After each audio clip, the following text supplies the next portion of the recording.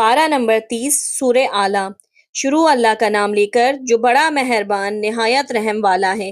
اے پیغمبر صلی اللہ علیہ وآلہ وسلم، اپنے پروردگار عالی شان کے نام کی تسبیح کرو، جس نے انسان کو بنایا پھر اس کے اعضاء کو درست کیا، اور جس نے اس کا اندازہ ٹھہرایا پھر اس کو رستہ بتایا، اور جس نے چارہ اگایا پھر اس کو سیاہ رنگ کا کوڑا کر دیا۔ اے نبی صلی اللہ علیہ وآلہ وسلم، ہم تمہیں پڑھا دیں گے پھر تم فراموش نہ کرو گے، مگر جو اللہ چاہے۔ وہ کھلی بات کو بھی جانتا ہے اور چھپی کو بھی، اور ہم تم کو آسان طریقے کی توفیق دیں گے۔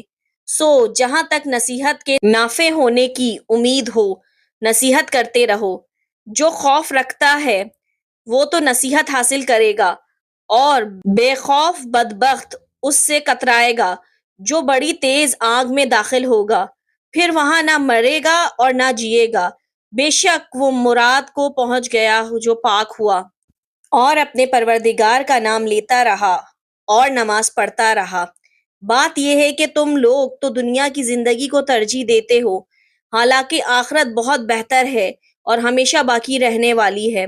یہی بات پہلے صحیفوں میں بھی درج ہے، یعنی ابراہیم اور موسیٰ کے صحیفوں میں۔